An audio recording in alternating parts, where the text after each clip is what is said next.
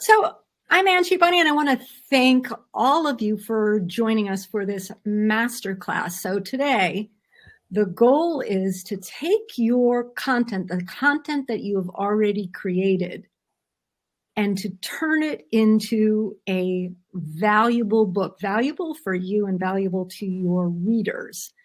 And I'm going to turn this masterclass over to Walt Hampton, who is Summit Press Publishers Acquisitions Editor, and he is also the mastermind behind creating a book that becomes the gateway into your world and your ecosystem. So a master strategist. So Walt, I'm going to turn this show over to you. Well, thank you for that kind introduction and welcome everyone. So happy that you're here. This is a very favorite topic of mine, and I promise you that by the end of our work together today, you're going to have a very clear roadmap of how to take your content and turn it into a published book. It's rare for me to go to an event or book signing or some discussion around books or about my book, and people coming up to the table and saying, "Oh, Walt, Mr. Hampton, I've always wanted to have a book." And I think, well, why not just get it out there in the world? And there are two really big challenges for most busy professionals, and that is that time and where to begin. Those are really the big challenges for people. But we're going to spend less than an hour today. I'm not going to want to honor your time. I'm not going to take more than an hour, so we'll be done in less than an hour. There is nothing for you to buy or that you can buy off this webinar, so I want you to feel relaxed that this is not a pitch. So just sit back and open up your notebook and take a sip of water and enjoy. This is live. This is not virtual. There will be a recording for those of you who have registered, but we are live. And I am supported by our amazing Director of Operations, Melissa, who is sitting on the sidelines, and she'll be monitoring our chat. So if you have questions that you want to ask as we're going forward, please feel free to put those in the chat, and I'll circle back with to answer additional questions toward the end. I'm going to leave time for those questions at the end. And by the end, as I said, you're going to have a pretty good feel as to how to move forward, even if you don't have a whole lot to move forward with, but to take what you've got and to get it out into the world as a book that will get you seen, get you the impact that you want, get you income, which is always nice, and important outcome for many. So sit back and relax and let's dive in. I checked the registration list before I jumped on today, and I see some familiar faces, and so welcome those of you who have been part of the Summit Press and Summit Success community, and some of you for many years. I see some of our authors on the dashboard today, and it's wonderful to have you. I see one of our case studies, one of our authors who wrote an amazing book using her content. So I see her out there, and happy to have her back. And we have a lot of new folks here at the masterclass today. So welcome. So happy to have you here as part of our community. Summit Press has been around the campus for going on 15, 16 years now. Summit Success International, a global personal and professional development company, now in its 19th year. And Summit Press grew out of the need of many of our professionals who wanted to go and get their work out into the market. And we have a really wonderful points of difference in the marketplace. One is that we're very, very fast to take our authors to the marketplace. If you go a traditional publishing route, you will often have a lag time between when your manuscript is done and when your book is published. And that lag time can be a year or 18 months or even 2 years between the time your manuscript is in the hands of a publisher and it's out in the world.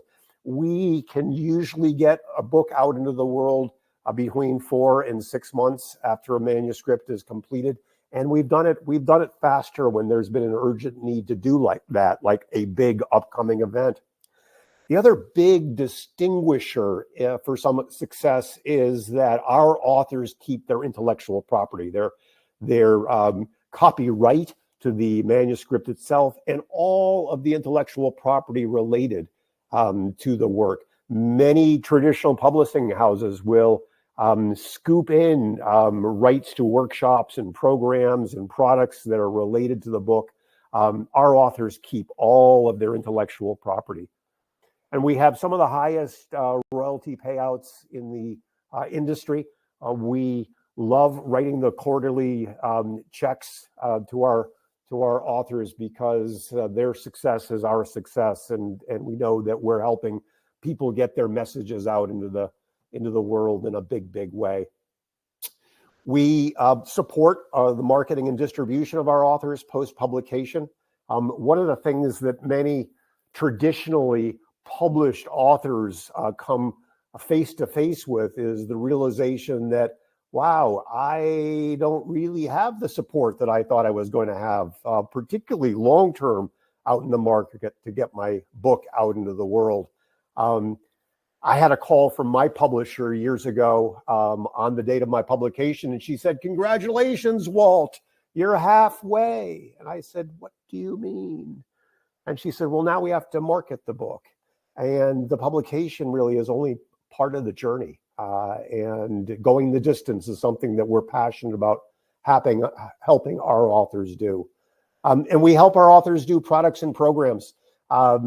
We had an author have a $250,000 launch day a number of years ago, a financial services professional who had created a program that was related to his book.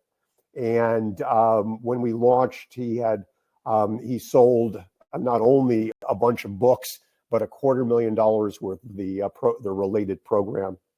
And we also help our authors do amazing keynotes and workshops. We just finished one of our recent authors. She's doing a keynote, I think, this week, and getting the message out on stages. Personally, really fun. Not so fun for everyone, I guess. But personally, a fun thing for me to do is to stand on stage and share the message.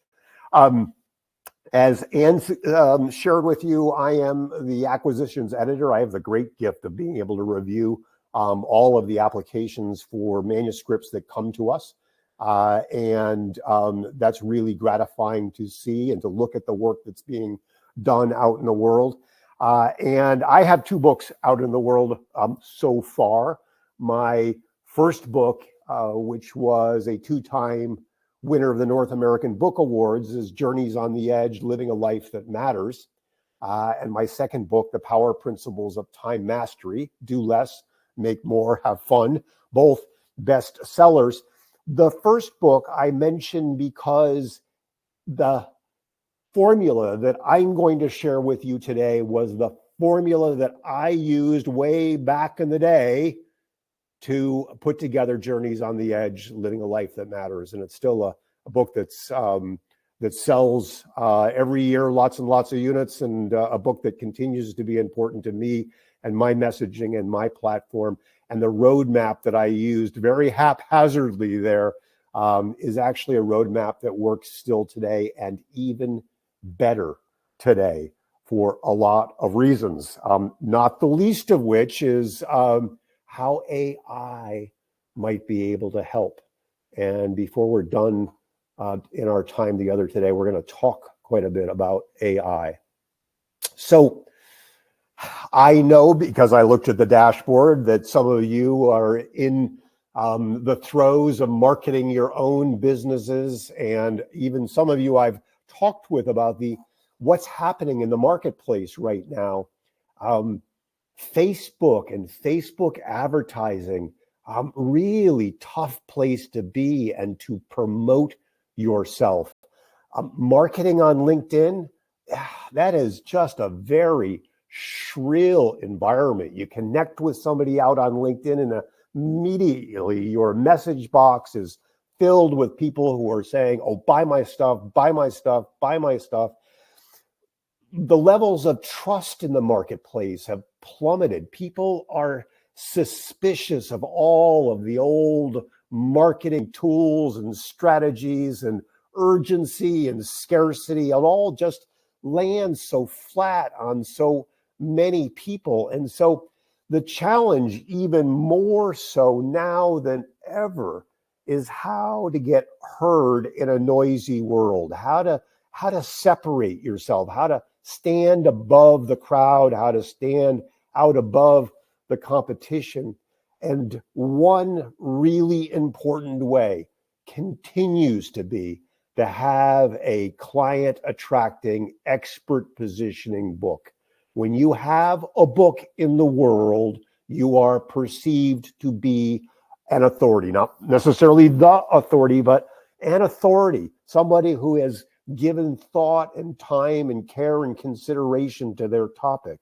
And when you're writing a book that is directly related to the work that you do in the world, it is that defining difference for so many people. And so I think we continue to think as a personal and professional development firm, as publishers now in the marketplace for a long, long time, that a book continues to be the thing that separates you and distinguishes you. Because if you're anything like us, and if you've enrolled in this masterclass today, I suspect that you share some of these desires, that you actually want to make an impact in the world. You want to touch lives. You want to make a difference for other people. You want to influence others to step into their brilliance and to help them make a difference in the world. And we with rare exception, like to draw quality people to work with us, quality clients, quality customers. And we want, as I suggested, a way to have credibility in the marketplace. And that's why having a book really matters. But there's a big problem. And this is the problem solution problem pathway. The big problem is that when we think about a book, we are confronted by the blank page. There is nothing worse than the blank page. And that tends to be a big roadblock. And then when we confront the horror of the blank page, we're also confronted with, oh, it's going to take a long time to fill this blank page. And then if we project forward into the future and think, oh, if I'm going to have a book, I'm going to have lots and lots and lots of blank pages filled. I'm going to have to write, I don't know, 65,000 or 75,000 words. And where am I going to get the time in my busy schedule to do that? And so many of us have this desire, this intention to write the book. We know in our heart and our bones that it's something we should do, that we ought to do, that we need to do, that we want to do. But it is just the blank page and the daunting amount of time that it would take just keeps us sidelined. And so the shift I want to invite you into is that if you've been in business for a while, even a year or more, you may have the seeds of a book already, and it's really hiding in plain sight. And I actually had a question that I'll answer before we're done, emailed to me. Well, what if I haven't been in business? And what if I don't have content? Well, I'll come to that because that's not an insurmountable challenge either. But the shift I'm inviting you into is, rather than staring at the blank screen, staring at the blank page, and then throwing up your arms and saying, oh, I'll do that next year, you actually probably have what you need to have right here and right now. So I'm going to take you through just 5 simple steps. And the first 3 are the ones we'll just do some deep diving into. And the 5 steps are starting with what you've got, doing an inventory of what you have. And step 2 is beginning to sift through that content in a systematic way, so that number 3, you're able to take that existing work and begin to piece it together into a organized structure for your book. And then moving into publishing in a effective way, in a way that doesn't get you weighed down, and then moving that book out into the marketplace to position you as that expert and to begin drawing clients and customers to you. So inventorying your content. So beginning back in, I think, 2007, I started writing a blog. And I have written that blog every Thursday from probably the summer of 2007 to tomorrow, this Thursday.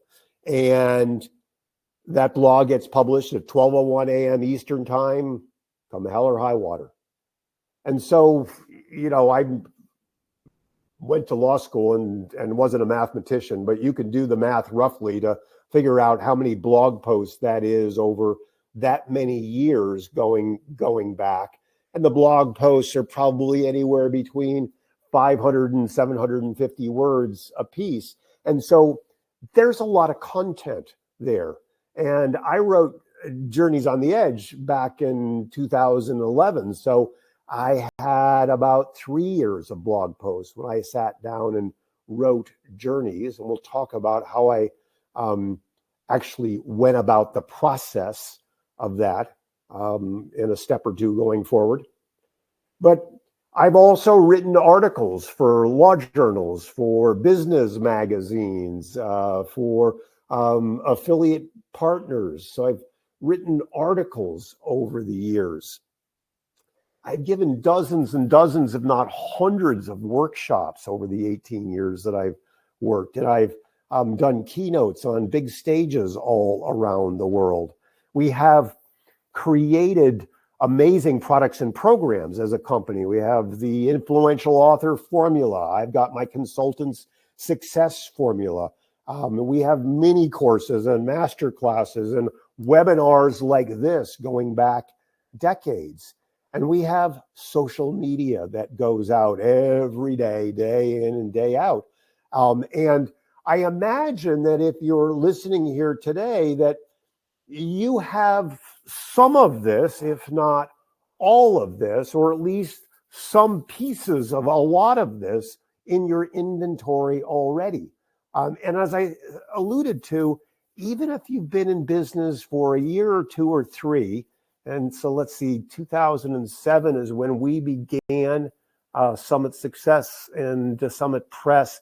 So 2011 would have been about 3.5, 4 years of content for me when I first utilized this idea.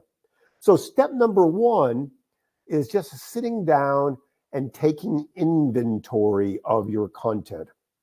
Now, I'm aware that this can be daunting. If I were to, for example, think about all of the emails I've written to clients and customers over the years, one of the impediments of our CRM, we use a CRM called Keep, which used to be Infusionsoft, is it's not easily searchable.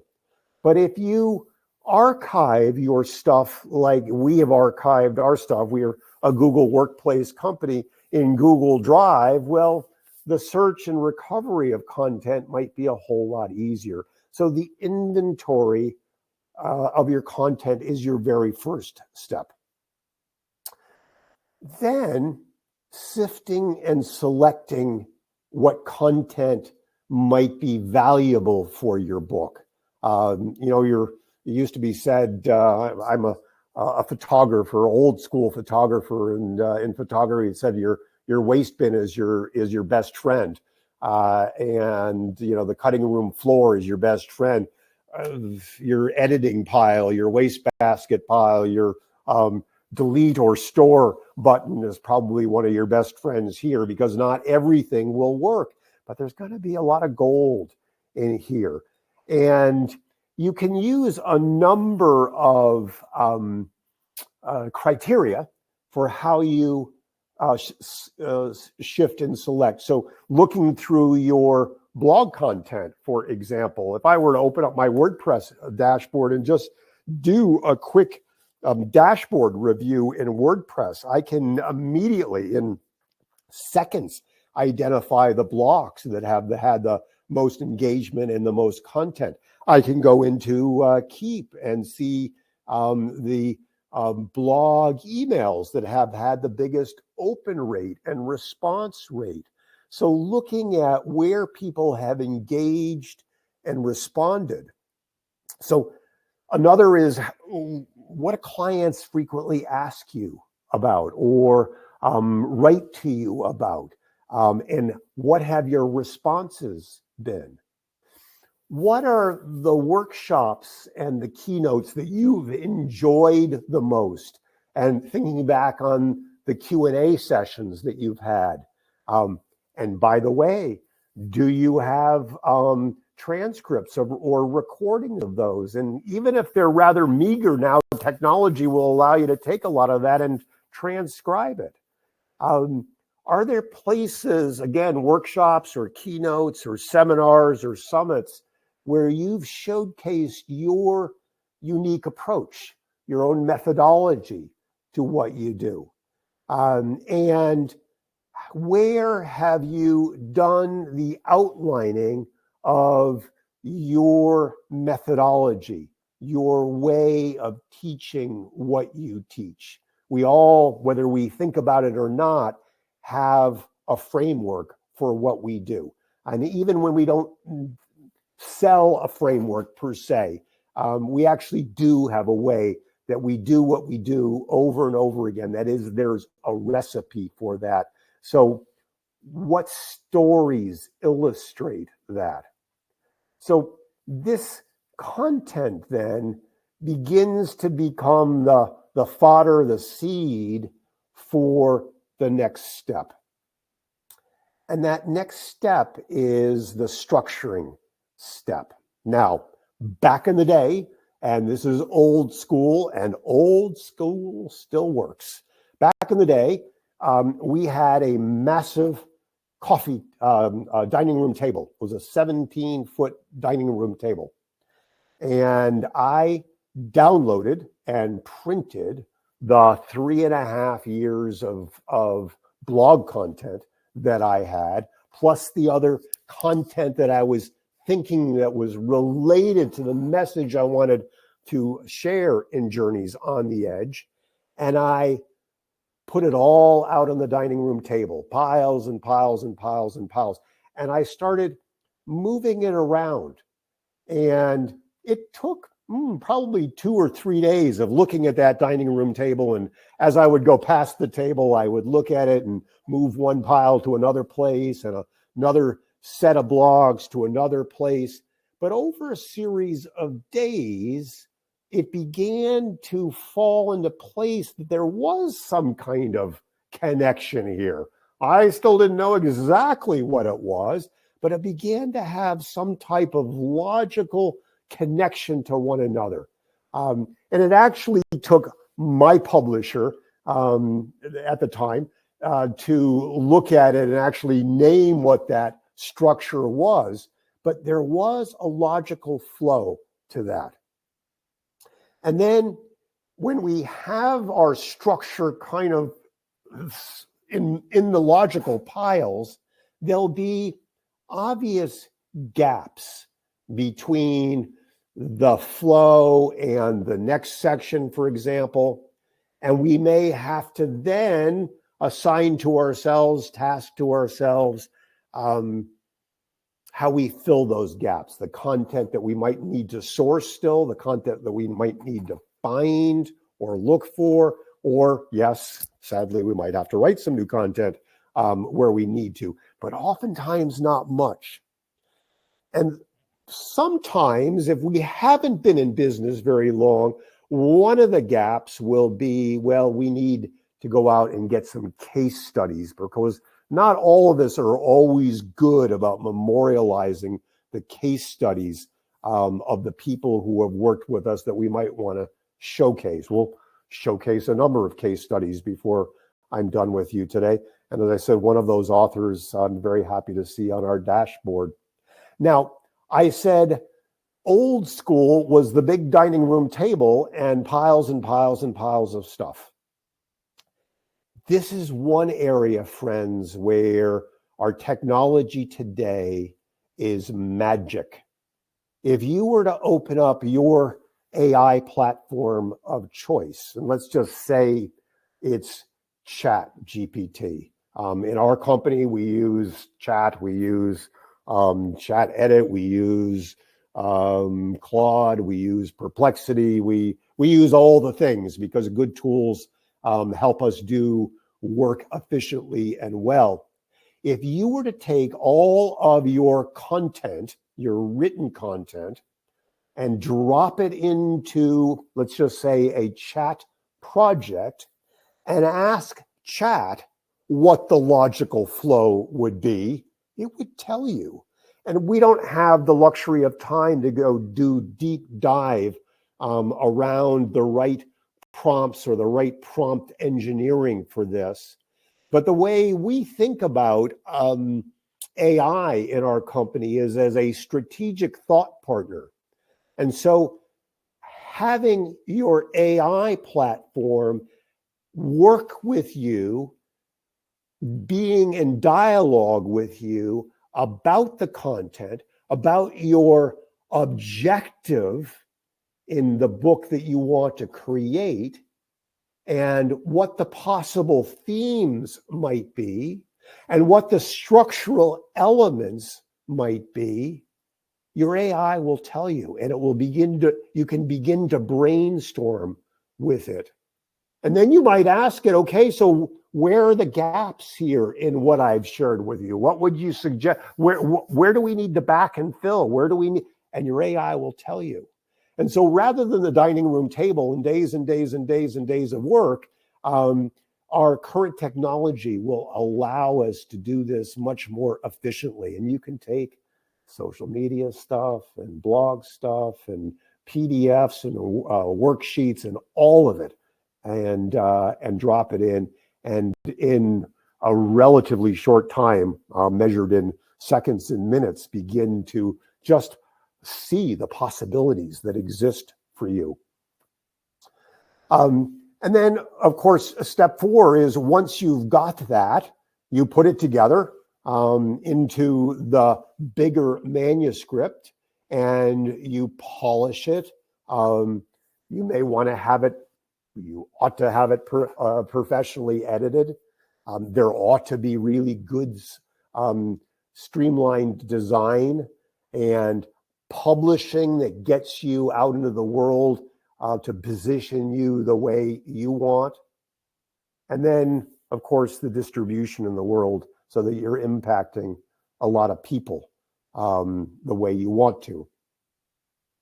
So the 5th step, of course, is positioning for results. As you take all of this content now that is now a book that's published in the world, and you're using your book now as your client attracting tool.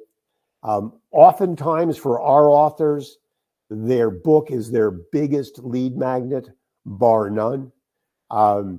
Your book is often your most important client attractor, bar none.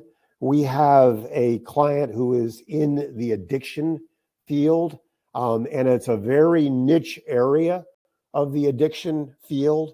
And their book right now is drawing dozens and dozens of new potential clients to them every single month because of the power of the book in this very particular niche. Event coordinators love having folks who have books on their stages. It helps draw people to the stage.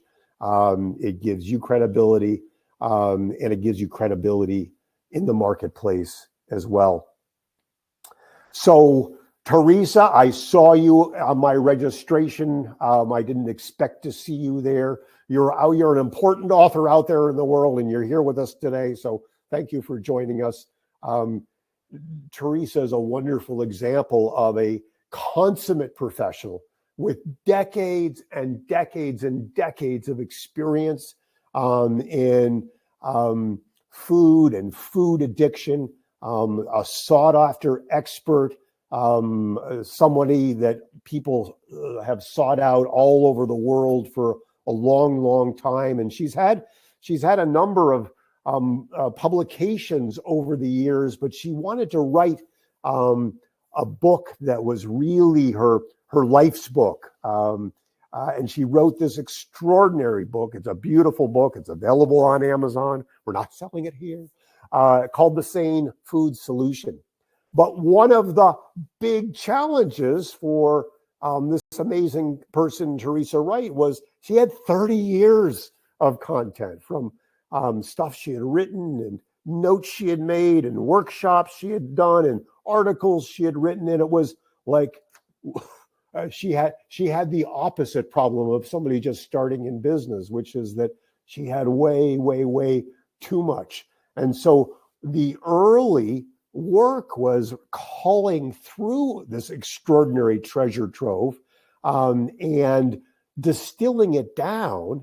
And for Teresa, the challenge and the problem that she faced, and I wonder whether you're still facing it today, because I know that the problem that you struggled with was the fear of leaving things out. So maybe you're here to write your next book, Teresa. Not a pitch, but it would be a wonderful thing for you to do.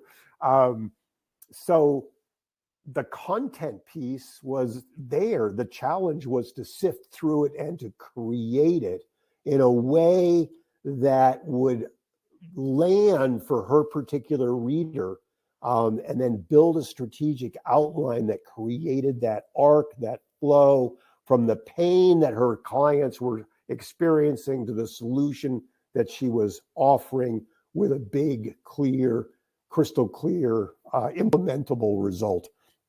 And Teresa, we honor you for the work that you've done, and we're grateful to have you as a member of our community. So two other authors that we're super proud of, and they're particularly right now in our world today and in the marketplace, Kelly Higdon and Miranda Palmer, two amazing entrepreneurs that we met maybe, I don't know, a dozen years ago at a business conference. They're in the mental health and wellness. They're therapists. And burnout has been a big crisis for healthcare professionals, particularly those in the mental health universe. And even though Kelly and Miranda are incredibly talented therapists in their own right, they saw this huge problem in the marketplace, and they wanted to help their colleagues beat burnout, which is a wonderful thing to want to do. And so, again, because Kelly and Miranda had been out in the world with a great social media presence, with a lot of workshops and trainings and the work that they had done, with their own work that they had done as therapists, helping other healthcare providers and other therapists, we had to approach this like a bit of an archaeological dig, but one where we actually knew what we were searching for. So we wanted to define the outcome that they wanted, to create the practical path that they wanted to take so that they could guide their therapist readers to the outcome that they knew would make a difference, to mine strategically in all of that content their the things that would serve that outcome systematically, so that one could follow it in a logical, systematic way, and then to construct and sequence that pathway so that it was a logical journey. I mean, those of us who are here today probably have a pretty high desire for logical pathways, even though some of us may be in heart-centered work. We still need to communicate in the world in a logical way. And in all of this, having that ruthless clarity that enables us to whittle away, like we did with Teresa's work, whittle away the stuff that doesn't serve the big outcome. So mining for the gold and building that bridge. So a lot of folks in the publishing industry would like to avoid this next topic. But we, as a publishing company, we were some of the first in the publishing industry to lean into AI, and we still keep it on the forefront of our radar. The question always, the question in academics, the question in the world, is it our friend or our foe? And the answer is probably both right now. There aren't much bumpers on the tracks, and it is the Wild West.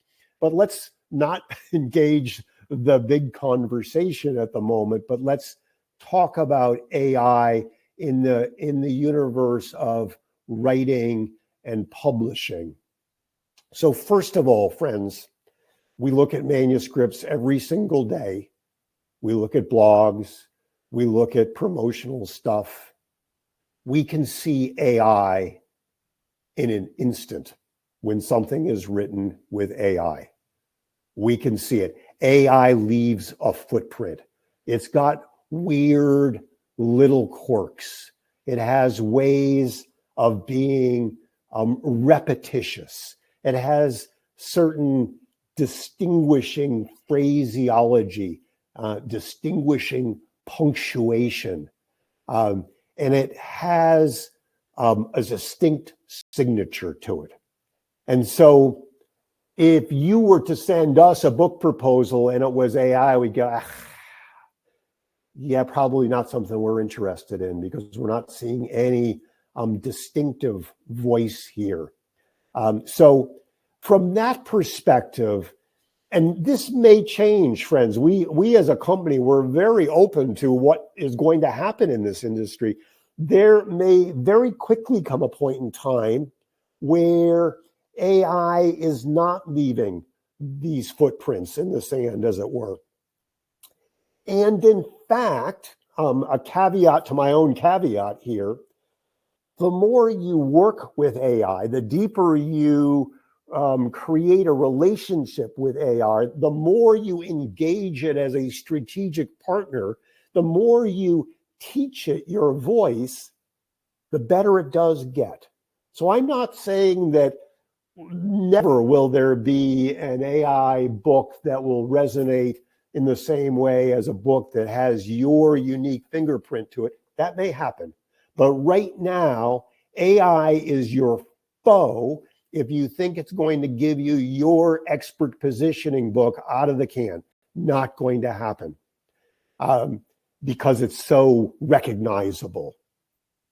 So avoid letting AI write everything for you because it's soulless, heartless, generic, and doesn't usually capture your voice.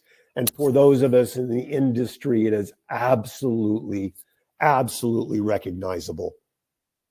Now, where it's super valuable, super valuable, is, as I suggested, being that curator of your content, of your existing content, of going in and, and there's some great AI right now that will actually scour all of your content. It will move in and out of your email. It'll move in and out of your blogs and articles and all of that. It will do it all for you in seconds and minutes, and can summarize your content to help and to brainstorm with you as to what it is, how it is, where the themes might be.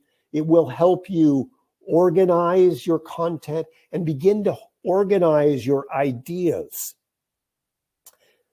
The other place that AI is really good at is, as I said to you, when I looked at my dining room table in all of these piles, it was apparent that there were things that needed to be filled. There were gaps in the way the book might unfold. AI is magical at being able to create bridges between things. It will pick up the rhythm and the voice and the cadence of what you're doing, and it will look at what it's endeavoring to stitch together. And, you know, if you're looking at 3 or 4 paragraphs, maybe, 300 words or so, it is magical in the way that it can begin to create transitions and to stitch things together.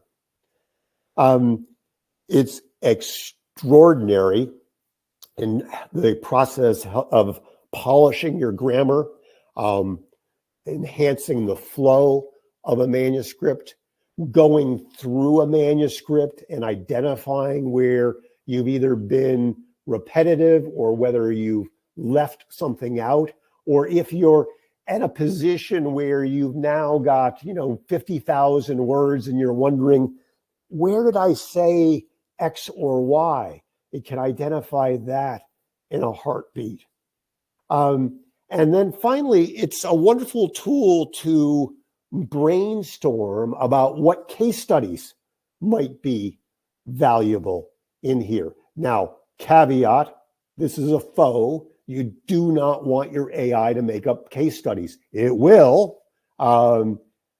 Again, they're usually heartless and soulless. And if you're really aiming to be the credible expert in the world, you really want real case studies and not made up case studies. But your AI will tell you what case studies are valuable, and your AI will tell you where that you may integrate those case studies, where those particular case studies might sit, how they might fit into the flow. And so the answer to the meta question is AI your friend or your foe? The answer is yes, both. And it can be a tremendous tool in the right hands. The way I teach AI to the clients I work with is using the metaphor of being a master craftsman who builds beautiful custom designed homes. And a master craftsman can build a beautiful custom designed home using hand tools, hammers and hand saws and things like that. Or a master craftsman can use power tools. And either case, because they are a master craftsperson, they're going to create something beautiful. A power tool in the hands of someone who is not a skilled craftsperson will just get people hurt. So think about your AI as a power tool that in your hands as a skilled professional may allow you to move more efficiently toward the goal that you're aiming toward. So then you have this book and it's out in the world, and you get a call from Ann Shaybani, the publisher, and says, "Hey, congratulations, you're halfway there." Those calls are always fun. But the truth is that when you have the book out in the world, you are immediately seen as an authority, and there are inbound opportunities that come to you. And it does allow you to stand above the noise in a crowded marketplace. And it does open the door to relationships and connections.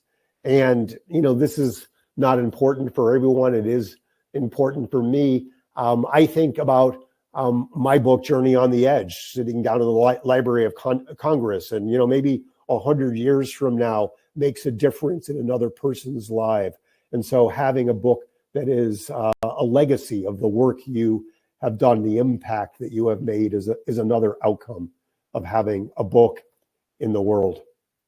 So imagine this, and we've seen it now in so many examples over the years. Your book is out in the world, and you get a call from someone, maybe even someone that you had been begging for, or someone who you held in high aspiration, who was running a big event, and they say, "Hey, Teresa, come talk on our stage. We're having an event, and there are going to be 1,000 people in the audience, and we saw your new book, and we would love to have you there."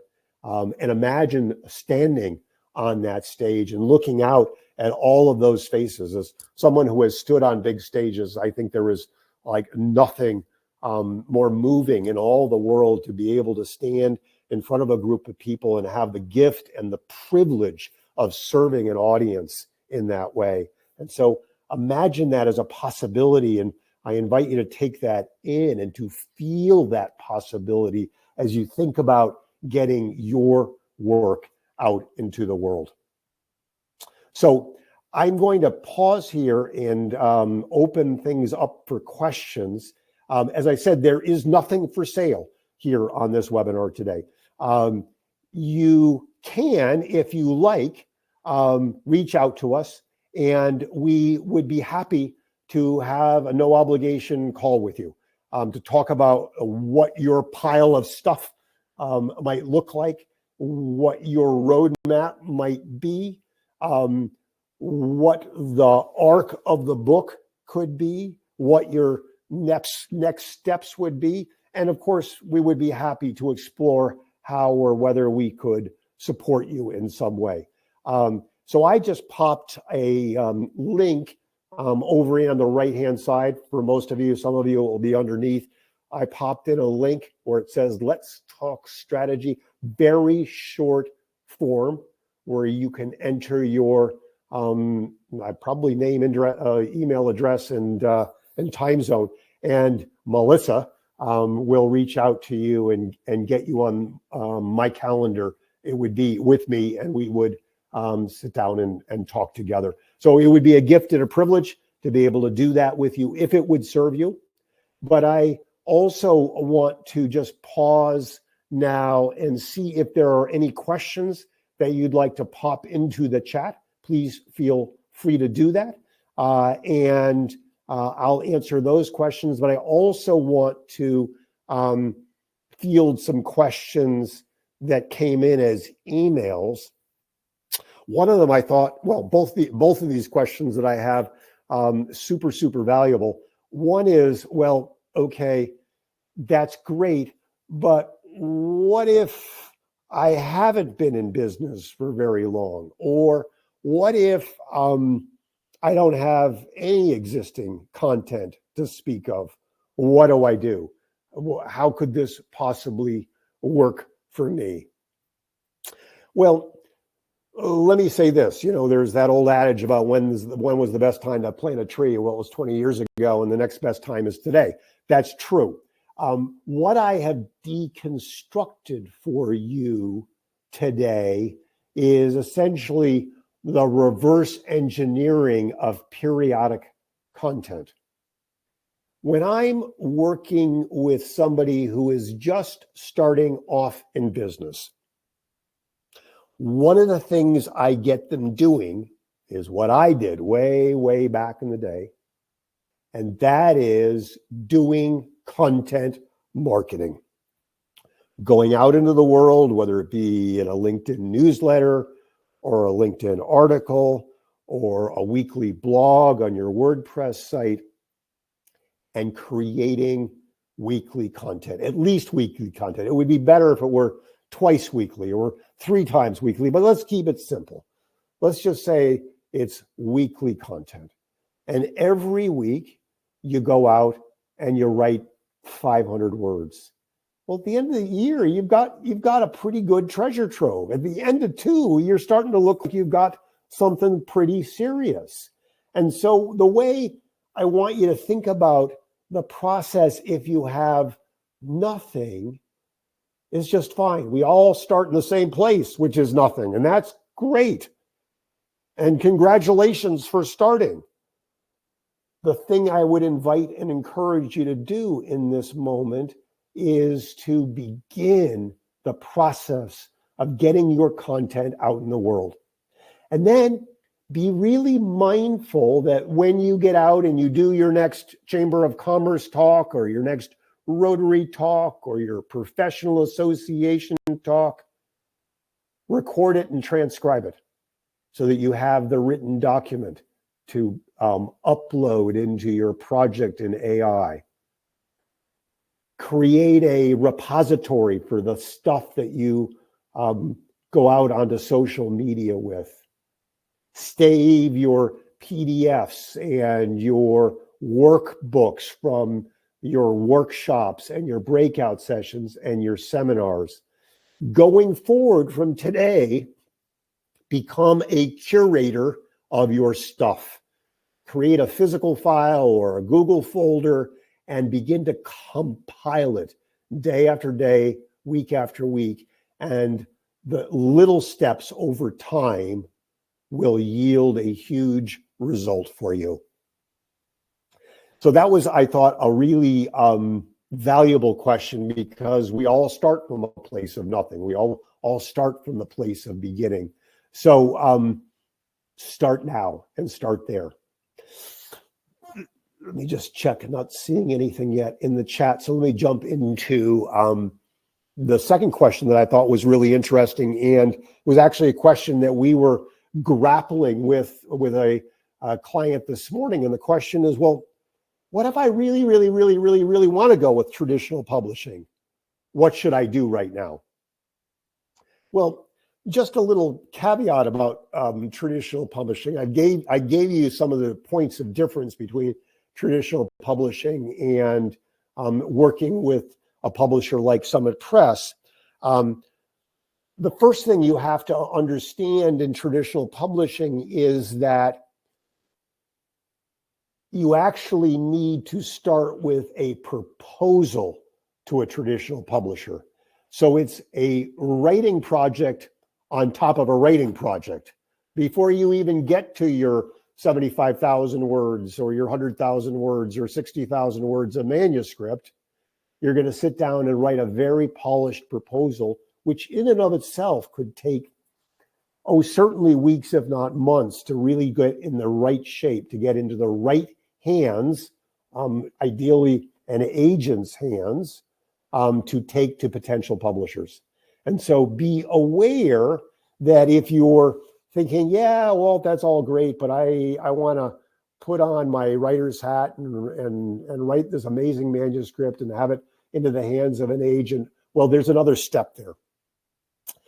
And the other step, really, to answer the question that I think was asked, what should I do right now? You must build a huge platform for yourself, meaning tens of thousands of followers and or subscribers, because what publishers look for is a big platform for traditional publishers. Independent publishers, boutique publishers like Summit Press, if you've got important work to do in the world, we want to take your work and help you get it out in the world, even if you have a handful of social media followers, because we know the book is going to make the difference for you. A traditional publisher, because they are thinking about how do we recover the cost of our advance, they want and need to sell a ton of copies when this book is released. And so they want to know that you have this huge following to tap into. Because as I alluded to in the beginning, many times the starry-eyed ideas of how a traditional publisher can take us to great fame and fortune don't pan out. In fact, they don't usually pan out. So if you want to go down that traditional publishing route, I would suggest that the thing to do right now is to really lean into building your platform, your social media presence, your content marketing presence, your followers, your fans, all of that. Get busy around that. Let me just check chat. All right, so let me just move on. I want to encourage you at every step of the way to act now. If you've got a burning desire after you've shared this time in our masterclass today, hit the button and book a strategy call. If you've got a burning desire to get a book in the world and it's not time to have a strategy call, but you know you've got tons and tons of content out there, get busy with that now. Make that your weekend project to open up a project file on your ChatGPT and get really busy curating your content. Make that your project to act now, because whether we do anything or not, time passes. And I suspect that you have really, really important work to do in the world. And I'd love to see you get it out there. And so I'm not seeing any more questions in the chat box right now. Let me tell you that if, as a result of listening to the recording or after we hang up and end this, if you think about a question, just email us. We will respond to all of your questions. And so don't be bashful about proffering them. And as I said, if we need to set up a call to answer the question, that's what we'll do. I want you to know that your book is closer than you think. It really is. Even if you're just in the beginning, it's much closer than you think. And the world needs you. The world needs your message. The world needs the important gifts and talents that only you can share in the world. So we've been at this a long time. We've guided hundreds of clients out in the world, and it would be a gift and a privilege to be able to serve and support you as you get out there. We've worked with a lot of fine people who've had great success in the world. One of our recent clients, Michael Feely, his wonderful book, The Next Act. John Courtine, who's made a big impact in the financial services industry. These are authors who know the power of getting their book in the world. And we know that you can make that happen too. So I want to thank you for spending this time with us. Oh, you're so welcome, Mary. Thank you for being with us today. We are so grateful for each and every one of you. We are so happy that we've had so many new faces here today to join us for this. It's been a gift and a privilege to be with you and to serve you. I hope you'll hang around in the Summit community, and we look forward to connecting with you in the future. Make it a great rest of the day, a great rest of the week. Get your work out into the world.